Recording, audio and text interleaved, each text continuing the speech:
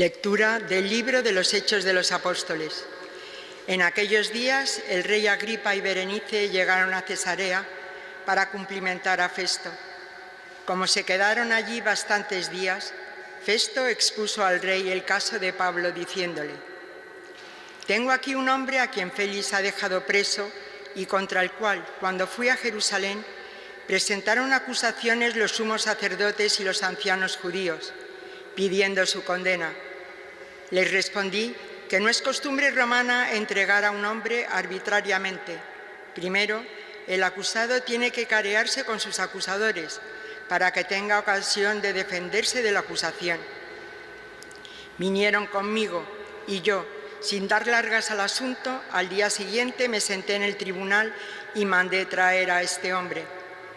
Pero cuando los acusadores comparecieron, no presentaron ninguna acusación de las maldades que yo suponía. Se trataba solo de ciertas discusiones acerca de su propia religión y de un tal Jesús ya muerto, que Pablo sostiene que está vivo. Yo, perdido en semejante discusión, le pregunté si quería ir a Jerusalén a que lo juzgase allí de esto. Pero como Pablo ha apelado pidiendo que lo deje en la cárcel para que decida el Augusto, he dado orden de que se le custodie hasta que pueda remitirlo al César». Palabra de Dios. Te alabamos, Señor. El Señor puso en el cielo su trono. El Señor puso en el cielo su trono. Bendice, alma mía, al Señor, y todo mi ser a su santo nombre. Bendice, alma mía, al Señor, y no olvides sus beneficios. El Señor puso en el cielo su trono. Como se levanta el cielo sobre la tierra, se levanta su bondad sobre los que lo temen. Como dista el oriente del ocaso, así aleja de nosotros nuestros delitos. El Señor puso en el cielo su trono. El Señor puso en el cielo su trono. Su soberanía gobierna el universo. Bendecid al Señor, ángeles suyos, poderosos ejecutores de sus órdenes. El Señor puso en el cielo su trono. Aleluya, aleluya, aleluya. El Espíritu Santo será quien os lo enseñe todo y os vaya recordando todo lo que os he dicho. Aleluya, aleluya, aleluya.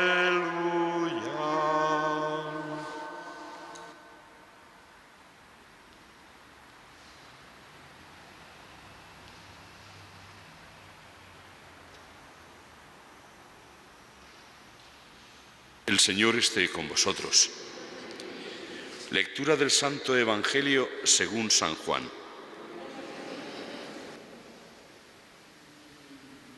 Habiéndose aparecido Jesús a sus discípulos, después de comer le dice a Simón Pedro: «Simón, hijo de Juan, ¿me amas más que estos?».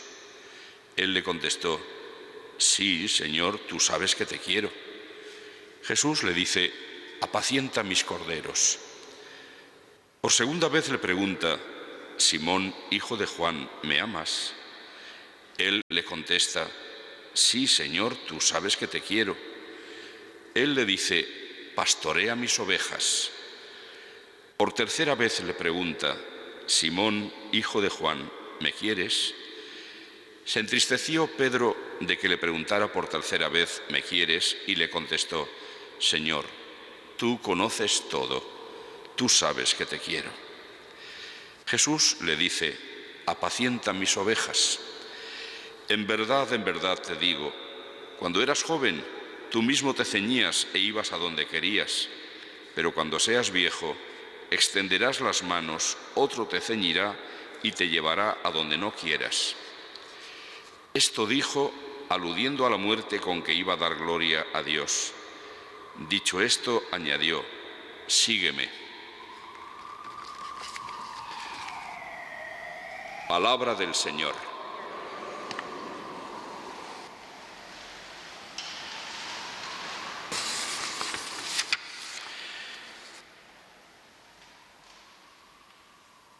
Al final ya del tiempo de Pascua, que concluiremos este domingo con la fiesta y la solemnidad de Pentecostés, estamos también acabando la lectura del libro de los Hechos de los Apóstoles, testigo de cómo transcurrió la vida de aquellos primeros discípulos y creyentes después de la ascensión de Jesús hasta los últimos acontecimientos que narra, que son precisamente Pablo llevado ya prisionero hasta Roma.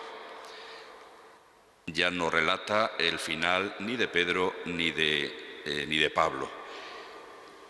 Eso lo conocemos por otros datos de la historia. Pero lo que sí podemos comprobar al leer el libro de los Hechos es que es un continuo testimonio, desde la primera página hasta la última, del hecho central de la fe, la resurrección de Jesús. Cuando narran el por qué realizan las curaciones, los milagros, es el Señor quien le ha curado. Cuando les toman prisioneros o incluso los torturan, todo es porque el Señor Jesús merece más obediencia y respeto que los hombres. Y hasta ahora, al final, hemos escuchado cómo Pablo, ayer, delante de sus acusadores, apelaba a que él está allí, prisionero, por dar testimonio de la resurrección. Y ahora de nuevo es un romano, el procurador, el que le dice a su colega que ese Pablo, que le han dejado allí prisionero, ha sido llevado allí, no sabe por qué, porque cuando se presentan los acusadores hablaban de cosas de su religión. Y notemos esto, de un tal Jesús ya muerto, pero que Pablo sostiene que está vivo. He aquí cómo entendían ellos, aquellos primeros cristianos, desde Lucas, el autor del libro de los Hechos, hasta el mismo Pablo, todos los apóstoles, cómo entendían la resurrección. Digo esto porque, curiosamente, a lo largo de la historia, han sido muchos que por no creer el dato tan fidedignamente atestiguado, por no querer creer que realmente lo que había ocurrido es que Cristo, habiendo muerto, ha resucitado a una vida nueva, distinta, definitiva, pues han tratado de explicar el anuncio de la resurrección de mil maneras con tal de no aceptar la verdad que se impone por sí misma. Y así han hablado unos desde que no había muerto de verdad, sino que había quedado, eso sí, muy mal herido, pero luego con el frescor de la tumba se reanimó. Algunos incluso, y no hace demasiados años, sostenían no solamente que había revivido y había salido de la tumba por su pie, sino que incluso hasta se había ido de viaje nada menos que hasta Cachemira, donde siguió allí su ministerio. Después ha habido infinidad de tratar de explicar este hecho, pues de manera psicológica, que en realidad no había ocurrido una auténtica resurrección de Jesús, sino que permanecía vivo, pero en sus corazones, en su interior, o que psicológicamente se habían convencido después de un fracaso como aquel, que no podía ser así y que su Señor seguía vivo de alguna manera. Bueno, pues frente a todas estas construcciones propias de la increencia, está el dato sencillo, como lo explica incluso este romano, que un tal Jesús ya muerto, resulta que Pablo sostiene que está vivo.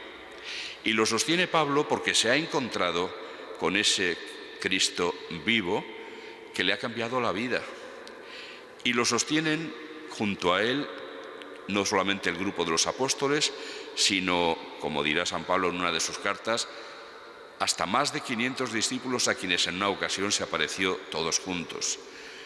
Y lo sostienen todos esos miles de cristianos que en aquellos tiempos de persecución, durante las diversas persecuciones de los emperadores, dieron su vida por Jesucristo resucitado.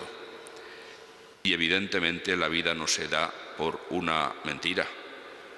La vida no se da cuando uno no tiene la certeza absoluta de que el acontecimiento es cierto. Y fueron miles los que dieron la vida por Cristo. Es por lo tanto un nuevo motivo para que tengamos la seguridad de que el acontecimiento central de la fe, que tiene que estar muy presente en nuestro espíritu y en nuestro corazón continuamente, es que la gran noticia de que Jesucristo, el Hijo de Dios, que se encarnó en el seno de la Virgen María, que vivió unos años en nuestra tierra, después de dar la vida por nosotros generosísimamente en la cruz, resucitó, está sentado a la derecha de Dios y volverá a juzgar a vivos y muertos para llevarnos junto a Él si es que nos dejamos salvar. Este es el punto central y fundamental de la fe. Naturalmente, la creencia en Jesucristo resucitado da fuerza y valor a todo lo demás que nos dijo. Si Él es el Hijo de Dios que ha resucitado, todo lo que nos dijo, por lo tanto, es la verdad y, por lo tanto, ha de ser creído y escuchado y obedecido. Y esto es lo que da sentido a nuestra vida. Una de las cosas que nos dejó dicha Jesús fue que lo central en la ley de Dios, o la ley central de Dios, es amar. Amar a Dios con todo el corazón y amar a los demás como Él mismo nos ha amado, tal como nos dejó el mandamiento nuevo en la última cena. Por eso, también estamos escuchando el final del Evangelio de San Juan, y en esta última aparición que narra San Juan, toma aparte a Pedro, el Señor, a quien evidentemente ama a pesar de la traición que le había realizado, la traición en cuanto a las negaciones. De alguna manera le hace purgar aquella triple negación con esta triple confesión de su amor por Él. Pero notemos que no hay, por lo menos los evangelios no lo consignan, ni un solo reproche por parte de Jesús. Esto es, diríamos, lo más cercano a un reproche que podía haber, el hacerle confesar 3 veces que lo quiere. Y el pobre Pedro ya al final ya no sabe qué decir, no sabe dónde esconderse y le dice: Señor, si tú lo sabes todo, sabes que te quiero. Pedro es muy consciente de que ha fallado. Lloró en su momento con arrepentimiento lo que había ocurrido y en adelante, por supuesto, ya no volvería a hacerlo. Pero aquello le había humillado, le había hecho bajarse de la torre donde él mismo se subía cuando se enfrentaba envalentonado con incluso los que fueron a prender a Jesús, que a uno le cortó la oreja. Yo no, aunque los demás te fallen, yo no, Señor. Pues sí, Pedro, tú también eres pecador. Y a pesar de eso, el Señor te va a ratificar en el puesto que te dio durante su vida terrestre. Tú eres Pedro, y sobre esta piedra edificaré mi iglesia. Y ahora le ratifica el puesto que va a tener. Apacienta mis corderos, apacienta mis ovejas. Pero para que pueda hacer eso, Pedro tiene que tener muy claro que en su vida el amor principal es el Señor. Junto a Él, los demás, sus hermanos. No podemos separar ambos amores. No pretendamos decir que amamos a los demás porque somos más o menos compasivos y al mismo tiempo decir que amamos a Dios si a Él no le dedicamos ni tiempo, ni obediencia, ni docilidad, ni el centro de nuestros pensamientos. Es necesario crecer en el amor. ¿Quién hará ese milagro en nosotros? El Espíritu que Cristo nos ha dejado. Él es el que continúa su obra salvadora. Por eso es tan importante el acercarnos a la fiesta de Pentecostés, preparando nuestro corazón con un deseo grande de los dones del Espíritu. Lo necesitamos, porque sin Él, sin su fortaleza, sin su inspiración, ni siquiera descubriríamos lo que tenemos que hacer, pero aunque lo descubriéramos, no nos sentiríamos con fuerzas para hacerlo. Por eso pidamos de todo corazón al Señor que nos siga enviando sus dones para que nos empeñemos en la carrera por aprender a amar al Señor, a ponerle en el centro del corazón. De alguna manera tendríamos que escuchar esta pregunta que le hace a Pedro como dirigida a cada uno de nosotros. Sustituyamos la palabra Pedro por nuestro propio nombre y escuchemos como el Señor nos pregunta: ¿me amas? Y pensemos que el Señor no se va a tragar cualquier cosa. Por mucho que con palabras le digamos que sí, es muy fácil decirlo, tengamos al menos la prudencia de, como Pedro, sí, yo creo que sí, Señor, te amo, tú lo sabes, pero tú sabes también hasta qué punto te amo, si es poquito, si es un poco más o si es mucho. Seamos conscientes, nuestras obras nos lo delatan, de que no le amamos suficientemente, y pidamos al Espíritu que nos ayude a crecer en la fe, la confianza absoluta en la resurrección del Señor, en la esperanza, en esa misma victoria para nosotros que el Señor nos ha conseguido, y en el amor, lo central de la vida, aquí y en la eternidad.